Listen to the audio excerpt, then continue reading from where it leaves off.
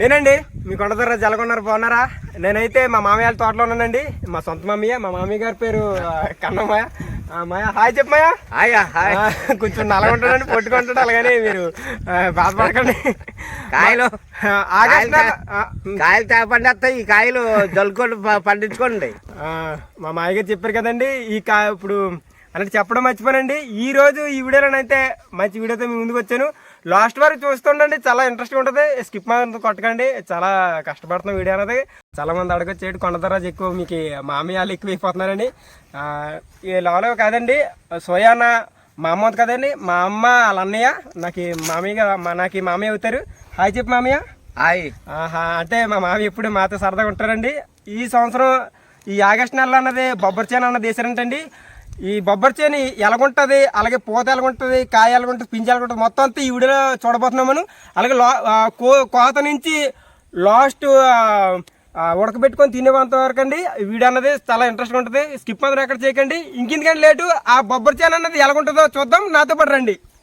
Okay, మీరు చూస్తున్నారు కదండి, ఇక్కడ మా మామయ్య అన్నది ఒక 2-3 ఎకరాలు అన్నది సాగు చేస్తున్నారండి. ఈ బొబ్బరి చేను అన్నది 1/2 ఎకరం అయితే ఇక్కడ టమాటో తోట వేశారు, పింజితోటి పోతోటి ఉంది, మీరు ఒకసారి చూడొచ్చు. అలాగే ఇక్కడ బొబ్బరి చేను ఆల్రెడీ కాపుతుందండి, అలాగే పింజితో కూడా ఉంది. మనం చూద్దాం. ఇక్కడ ఇంకా ఇక్కడ నుంచి అయితే అక్కడ మీరు చూస్తున్నారు కదా, అక్కడ ఆ దుబ్బుకాడ నుంచి ఇలాగ అద్దరు వరకు అండి ఒక 1.5 ఎకరం ఉంటుంది మామయ్య. 1.5 ఎకరంన్నరగా మనకి పండిపోయినట్టు ఉన్నాయి కదా.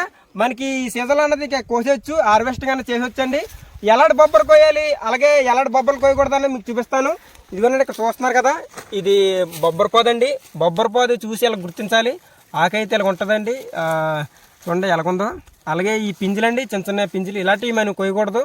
ఇవి చూసారు కదా, ఇవి కూడా కోయకూడదండి.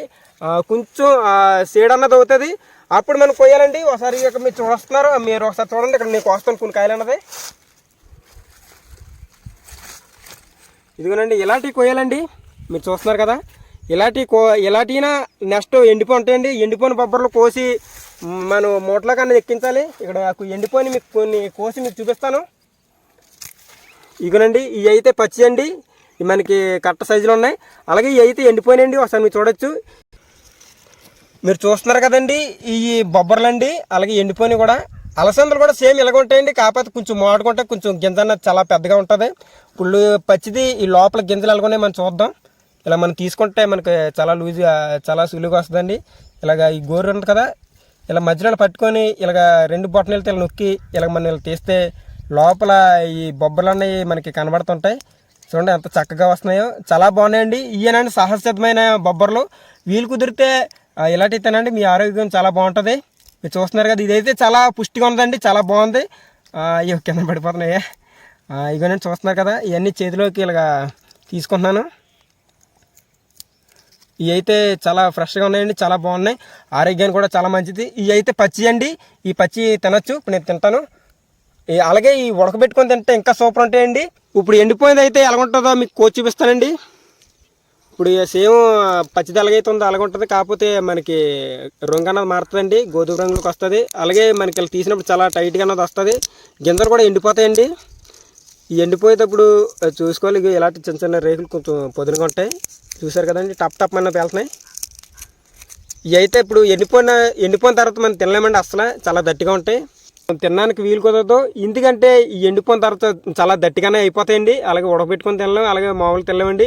ఈ ఎలా తినాలంటే ఇప్పుడు మామూలుగా మీకు ఎండిపోయిన బొబ్బలు చూపించాను కదండి, అవన్నీ కోసి ఒక 2-3 రోజులు అన్నది బాగా ఎండబెడతారండి. ఎండలోని ఎండబెట్టిన తర్వాత అవన్నీ ఒక మూటలో కూరి బాగా ఇలాగ కరతాన్ని కొడతారు. కొట్టిన తర్వాత ఇలా గింజలనే వస్తాయి. వచ్చిన తర్వాత మీరు కందిపప్పు ఎలాగైతే వండుకుంటారో అలాగే సేమ్ మా గిరిజన ప్రజలు ఏం చేస్తారంటే ఒక రోడ్లు అన్నది పోసి ఇలాగ బాగా తిరగలతో తిప్పి ఈ పప్పు అంతా అదే మీరు కందిపప్పు ఎలాగైతే వండుకొని తింటారో అలాగే మా గిరిజన ప్రజలు అన్నది వండుకొని తింటారండి. రిచ్ ప్రోటీన్ అన్నది ఉంటుంది, ఇది ఆరోగ్యానికి అయితే చాలా మంచిదండి. అందుకే మా గిరిజన ప్రజలు ఈ సీజన్లోని ఇలాంటివి పండిస్తుంటారు. ఈ బొబ్బరి చేను అంతా మనకి హార్వెస్టింగ్ అన్నది తయారైపోయిందండి. ఇప్పుడు అన్నీ ఎండిపోయినన్ని కోసి అలాగే పరువు వచ్చినవి కూడా కోసి మనం ఆ పాకదాడికి అన్నది పట్టుకెళ్ళిన తర్వాత మనం ఏం చేయాలంటే అప్పుడుతోటి మనకి అయిపోతుంది. ఈ పచ్చి అలాగే ఎండిపోయిన అన్ని వేరు చేయాలి, అక్కడే మనకి సగం నడుము పడిపోద్దండి. చాలా కష్టం అన్నది ఉంటుంది, అక్కడే చాలా ఇబ్బంది పడాలి. అలాగే ఇప్పుడు మనం ఇంకా లేట్ చేయకుండా ఎండిపోయి అలాగే ఇలాంటి బొబ్బర్లన్నీ మనం కోసి బ్యాగ్లో వేసుకుందాం. మీరు చూస్తున్నారు కదా, ఇవన్నీ పరువు వచ్చినాయండి. అలాగే ఇవన్నీ ఇక్కడ ఉన్నాయి. ఇక్కడైతే ఇవన్నీ ఎండిపోయి ఈ పరువు వచ్చినాయి. ఇలాగ మొత్తం కలబెల కోసుకొని పోవాలని మొత్తం అంతా మీకు చూపిస్తాను.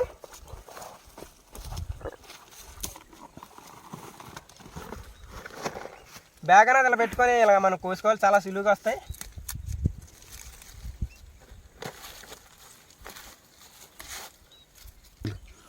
ఓకేనా మాయో, ఈ బొబ్బర్లు ఎండిపోయి పచ్చి మొత్తం ఈరోజు కోసేద్దామా? కోసేద్దామా? మా మాయ అయితే కోసేద్దాం అంటున్నాడండి. మాయ సయ్య అన్నాడంటే మేము రెచ్చిపోతాం. ఇలాంటి పనులు చాలా చురుగ్గా ఉండాలి. ఇదిగో మేము ఆల్రెడీ ఈ చిన్న మొక్కగానే కోసాం, అయిపోయాయి. చాలా స్పీడ్గా కోయాలండి. ఇక్కడైతే చాలా బాగా కాసిందండి. అలాగే చెప్పడం మర్చిపోనండి, ఈ బొబ్బరి చేను అన్నది ఎలాగేస్తాం మీకు చెప్పలేదు కదా. మనకి ఆగస్టు నెలలో అన్నది ఈ భూమి అంతా దుక్కు దున్నుతారండి తాటలతోటి, లేదంటే ఆవులతో అన్న దుక్కు దున్నిన తర్వాత ఏం చేస్తారంటే అప్పుడే కదండి లైట్గా మనకి వర్షాలు అనేవి పడతాయి. అప్పుడు ఎండిపోయిన బొబ్బర్లన్నీ జల్లుతారు. జల్లిన తర్వాత ఊరుకుంటారండి. ఈ వర్షానికి చిన్న వర్షానికి అలాగే అప్పుడు పడతాయి కదా వర్షాలు. ఆ వర్షాల కన్నా మనకి మొలకలు వస్తాయి. మొలకలు వచ్చిన తర్వాత మనకి నవంబర్, డిసెంబర్, జనవరి ఈ 3 నెలలు అన్నది మనం కోప అనేది బాగా వస్తుంది, విపరీతంగా వస్తుందండి. మీరు చూస్తున్నారు కదా.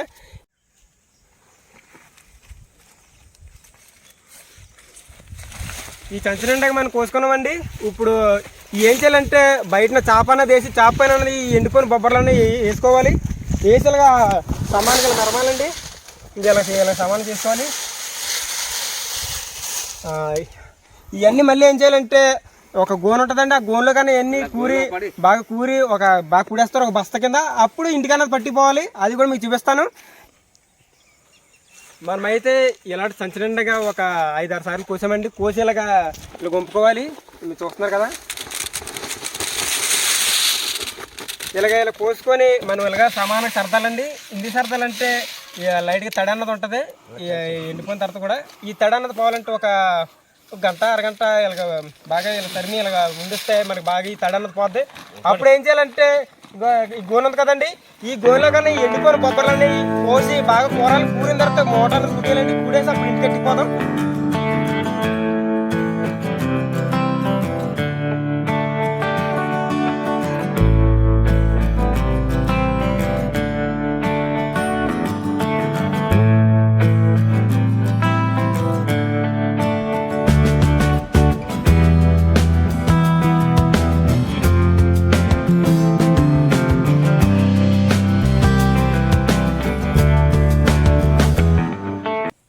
టైల్గా వీడియోలు తీయడం కాదు, ఈ మూట కుట్టేసాను ఇంటికెళ్ళి పడిచిరా కొండరాజు.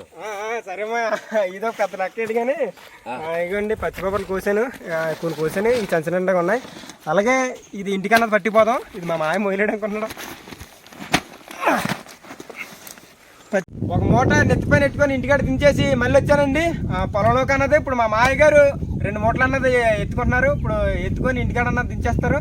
అలాగే పాకలోపల ఒక మూట ఉంది, అది కూడా నేను అట్టిపోతాను. ఓకే మాయ, చాలా టైట్గా కట్టాడండి. చాలా గట్టిగా కుట్టారు. ఎక్కడ ఊడిపో. పట్టుకోమాయా.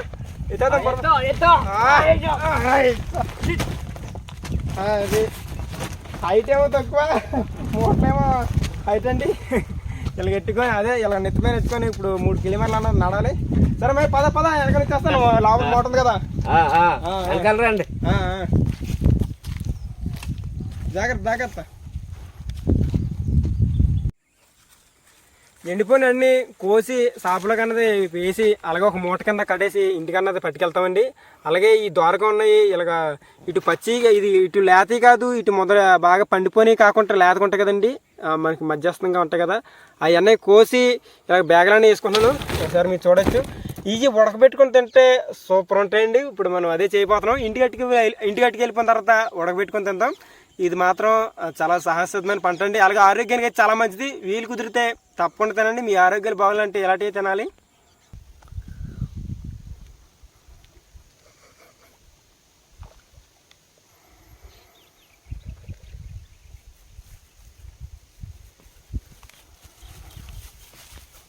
బొబ్బర్లో ఉడకబెట్టడానికి మనకి పుష్టిగా కావాల్సిన ఏంటంటే ఒక మట్టి దాకండి. అలాగే ఈ బొబ్బర్లో ఉడకబెట్టడానికి నీళ్ళు అన్నవి కావాలి. అందుకే మా సత్తనకైనా తెచ్చాను. ఇప్పుడు మనం నీళ్ళు తీసుకుందాం.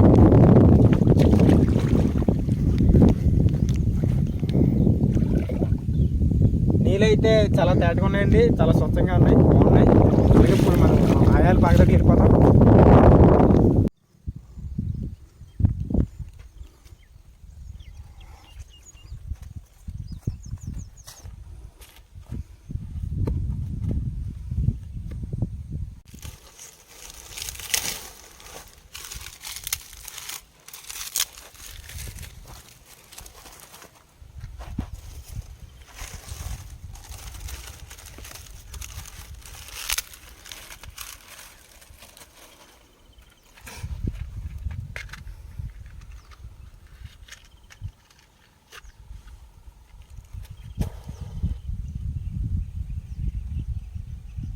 మంట అయితే వెలిగించామండి.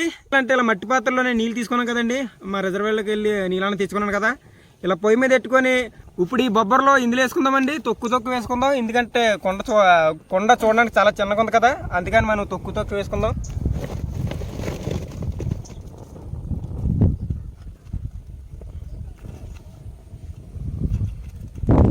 మూత అయితే పెట్టుకుందామండి, అలాగే మంట పుల్లుగా పెట్టుకుందాం.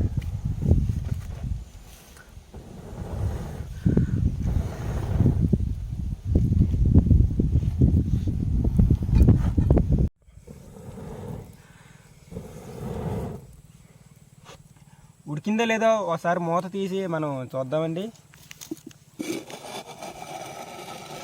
నీరన్నీ ఆవిరైపోయాయి, అయితే చాలా బాగా ఉడికింది అనుకుంటున్నాను. తీసి తిందాం ఒకసారి.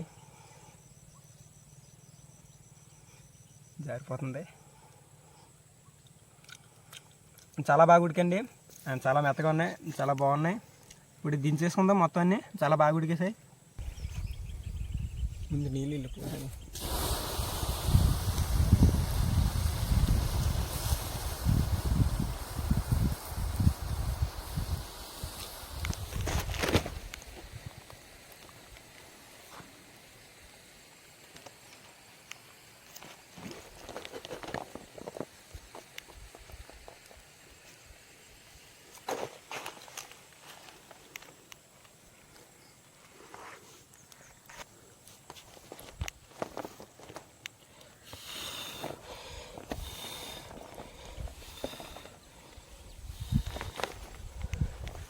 ఈరోజే ఈ బొబ్బరి చేను అన్నది హార్వెస్టింగ్ చేసామండి.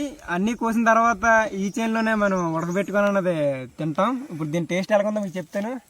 అలాగే వాతావరణం కూడా చాలా చల్లగా ఉందండి, ఇవి అయితే చాలా కొంచెం వేడిగా ఉన్నాయి. తిని దీని టేస్ట్ ఎలాగో చెప్తాను. ఇలా తీసుకోవాలి, మనకి ఇలా తీసుకుంటే గింజలన్నీ మన చేతిలో కన్నా వస్తాయండి.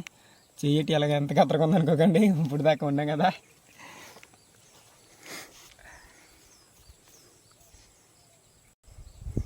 ఇలాగ పచ్చి ఇలా ఉడకబెట్టుకొని తింటే చాలా రుచిగా ఉంటాయండి. అప్పుడప్పుడు ఇలా స్నాక్స్ అన్నది తింటాం. అలాగే ఎండిపోయిన తర్వాత బొబ్బర్లన్నీ ఏం చేస్తారంటే ఈ గారెలోకి కానీ బూరెలోకి కానీ, అలాగే మీరు కందిపప్పు ఎలాగైతే వండుకుంటారో అలా వండుకొని తింటానండి. రిచ్ ప్రోటీన్ అన్నది ఉంటుంది. ఇప్పుడు దీని టేస్ట్ ఎలాగుందో చెప్తాను మీకు.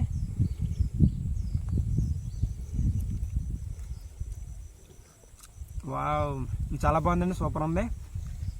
అలాగే ఈ వీడియో నచ్చినట్లయితే లైక్, షేర్, సబ్స్క్రైబ్ చేయండి. మనము గంట సింబల్ నొక్కండి. మంచి వీడియోస్ అన్నీ మన ఛానల్లో ఉన్నాయండి, తప్పకుండా వెళ్ళి విజిట్ చేయండి.